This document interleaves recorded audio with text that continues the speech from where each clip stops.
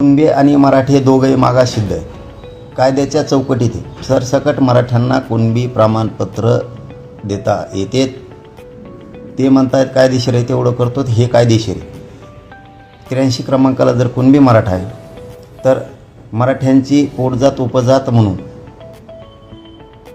कुणबी आणि मराठा एकच एक हे करता येते. पोटजात उपजात म्हणून मराठ्यांना आरक्षणात घेता येते. आणि दुसरा विषय की सगळ्या सोयीला जी अंमलबजावणी करायची ती सुद्धा कायदेशीर आहे. 2012च्या कायद्यात सरकारनं दुरुस्ती केली, मराठ्यांनी नाही, सरकारने दुरुस्ती केली. त्याच्यामुळं सगळे सोयरेसुद्धा जात आहेत. त्या या कारणानं की ज्या मराठ्यांजवळ कुणबी नोंद आहे त्या नोंदीच्या आधारावर त्याचा सोयरा ओबीसी आरक्षणात जाऊ शकतो. कारण ती पोटजात उपजात म्हणून कुणबी नोंद मिळालेल्या मराठ्यांचे सोयरे घेता येतेत. त्यामुळं सगळं कायदेशीर आहे. तिसरी गोष्ट की गॅजेट हे सरकारी नोंदी आहेत, त्यामुळे त्याही घेता येतात. कायद्याच्या बाहेरची एकही मागणी नाही आणि त्या तातडीने घ्यावं. आम्ही फक्त वाट बघतोय. आम्हाला मुंबईकडे येण्याची किंवा राज्यभर आंदोलनं करण्याची भूमिकेत फडणवीस साहेबांनी येऊ देऊ नये. तातडीनं ज्या मागण्या आपलं आता ठरलं आहे ते पटापट करून शिंदे समितीला नोंदी शोधायला लावून, कक्ष देऊन, गुन्हे मागं घेऊन, गॅजेट लागू करून गोरगरीब मराठ्यांना दिलेला शब्द त्यांनी पाळावा ही अपेक्षा. छगन भुजबळ असं म्हटले की जनतेने 20 वर्ष निवडून दिले, मला 60,000ची मदत एकपदाधिक दिले, परंतु मनोज जरांगे कुठे गेले नाही तरी पण मी जिंकलो. आणि मनोज जरांगे आरक्षणामध्ये आमदारांची घरं जाळ्यागिरी हे काही चांगलं नाही. मनोज जरांगे पाटील यांच्या विरोधात भूमिका घेतली याचा मतामध्ये फटका बसला असे म्हणतात. काय त्यांना म्हणा आता किती मताने आले काय आले, आणखीन तरी मायना दिला गुन्हा, आणखीन तरी मला खेटू नका, समजून घ्या आणि शहाणे सुरते व्हा.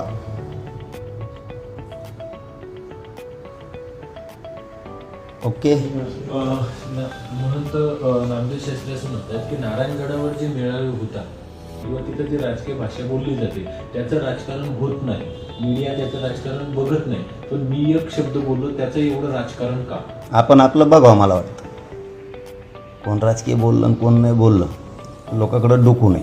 आपण आपलं बघावं काय ते. आम्ही सन्माननीय येत आपण म्हणून आम्ही आणखीन आदरानेच बोलतो तुम्हाला. प्रत्येक वेळेस बाबाजीच म्हणतो परत. त्याच्यामुळे आपण आपलं बघावं, दुसऱ्याकडं काही गरज नाही. विनाकारण काही नसून डुकून बघायची काही गरज नाही. ज्यावेळेस आपण आदर करतो महंतांचा, धोम्यगडाच्या, भगवानगडाच्या, आपण जो आदर करतो तो आमच्या मनात कायम राहावा त्यांच्याबद्दल. त्याच्यामुळे उगाच डवचू नाही इकडची तिकडं स्वतःचं चूक झाकवायसाठी. झालं आहे तुमच्याकडून, मान्य करावं. झालं आहे बोललं आहे तुम्ही की खून करणाऱ्यांचं समर्थन झालेलं आहे. एक प्रकारची एक समूह एका बाजूनं वेगळ्या मार्गाने नेण्याची भाषासुद्धा झालेली, भक्कमपणे नामकं तमकं. त्याच्यामुळं मला त्यांच्यावरती आणखीन पुन्हा तेच सांगतो की मला नाही महंतांविषयी, धोम्यगडाच्या, भगवानगडाच्या महंतांविषयी मला नाही बोलायचं. परंतु धनंजय मुंडे घडून आणतो हे खरं आहे. त्यामुळं त्यांना दोष देण्यात मजा नाही. सगळं धनंजय मुंडे करतो. पण जरी किती भक्कम बाजू असली तरी दुसरी बाजूसुद्धा पक्की आहे हे बी ध्यानात ठेवायचं. सोशल मीडियावरती त्यांना बऱ्याच ठिकाणी ट्रोल केला जात आहे. आता जाऊ दे, ज्याचं त्याचं असतं. तर आपण काय करू? चुकीचं अबा संप्रदाय आपण इतके उंचीचे नाहीत की संप्रदायाला नाव ठेवायचं. पण याचा अर्थ असा पण नाही की संप्रदायानं जातीय सलोखा बिघडल, शांतता भंग होईल, या बाबतीत जायला नाही पाहिजे. शांतता कसं राहील याच्यात झालं पाहिजे. पण एक झालं बाबा, या धनंजय मुंडेच्या टोळीमुळं 4था अंक बघायला मिळाला जातीवादाचा. ही 4था अंक. कारण आरोपीच्या बाजूनं कधी मोर्चे झालेले नाहीत, त्यांनी काढायला लावले. खंडाण्या गोळा करायला लावणं, सत्तेसाठी अमकं तमकं खुनं करणं, छेडछाडी करणं, ही जातीवादाचं जे अंक आहे ही भयंकर आहे. आरोपीच्या बाजूने उभा राहण्याचा आता हे 4था अंक आता नवीन त्याच्यामुळं बघायला मिळाला या राज्याला. जातीवादाचा नवीन अंक, जिथं सगळ्या जाती धर्म मानतात तिथून सुद्धा फुसकारे बाहेर पडायला लागले जातीवादाचे. हे नवीन अंक बघितले. शास्त्रींच्या रूपाने देव जाणे. आता महाराष्ट्र बघतोय बा, अहो घ्यायची काय गरज आहे, सगळ्याला माहिती आहे काय आहे. पुन्हा एकदा मुंबईला जाणार पण बाबाजींचा दोष मी पहिल्यापासून म्हणतो नाही, हे घडून आणतो.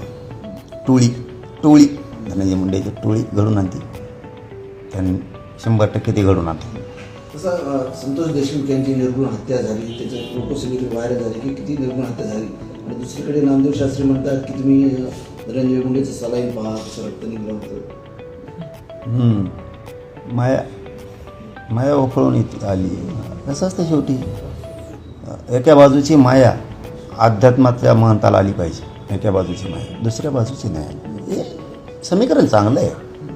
एक परंपरा रूढ धनंजय मुंडेची टोळी चांगली पाडते. तुला रक्तपट्टी दिसली सलाईनची म्हणजे आभाळ कोसळलं, मरावंसं वाटतं, असे काही वाक्य आलेले चॅनलवरती. ती सलाईन आणि रक्त गळालेलं बघितल्याच्या नंतर असं वाटलं की आज मरून जावा, असेही स्टेटमेंट आले. पण माझ्या धनंजय देशमुख तोही एक भक्तच, तोही एक शिष्यच आहे.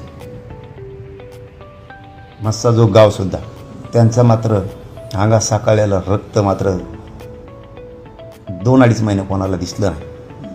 चांगला अंक आहे, चांगला अंक आहे, नाटकाचा चांगला अंक आहे. म्हणजे देशमुख म्हणत आहेत की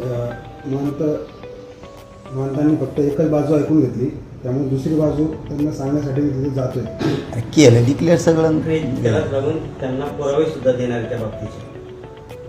अरे जाऊ दे, मला त्या विषयात हो काही बोलायचं नाही, ते त्यांचा वैयक्तिक विषय आहे. आता सगळं बोलून गेलं ना, आता काय जातो. जेव्हा पत्रकारांनी त्यांना प्रश्न विचारला की अंजली दमानिया जे आहेत त्या पुरावे महंतांना देणार आहेत, त्यावर शास्त्री असं म्हणतायत की पुरावे घेऊन त्यांना न्याय देणं हे माझं काम नाही, ते न्याय व्यवस्थेचं काम. मला वाटतं त्या विषयावर बोलूच नाही. काय बरं, जिथं अपेक्षा नसते ना जातीयवादाची, आरोपीचं समर्थन करणाराची, त्या जागेवर बोलायला लागल्यावर काय बोलावं बरं सांगा आमच्यासारख्यांनी.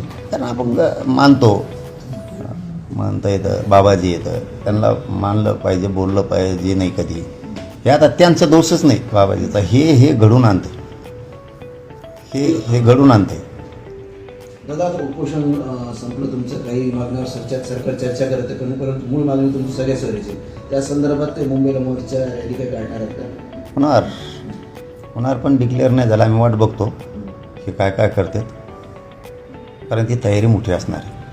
आणि जाणार मुंबईला नाही, आणखीन नाही. तुम्ही उत्तम समजा वेगळ्या पद्धतीने काहीतरी करणार, म्हणजे तुम्ही सगळ्या वेगळ्या पद्धतीने सध्या सुरू आहे का, काहीतरी करण्याची तयारी आहे का समजा? आणि आणखीन उपचारच घेतो ना असतं तेव्हा सगळं मीडियाला सांगून असतं. मीडियाला लपून कामच नाही करत आहो, सगळं समोरासमोर क्लिअर कट. जाण्याची तयारी चालू आहे? नाही ते होईल, आता तुम्हाला सांगतच राहणार आहेत आम्ही. नवीन घडामोडी पाहण्यासाठी आजच आम्ही मुंबईकर 24 तासला लाईक करा, सबस्क्राईब करा आणि अपडेट रहा.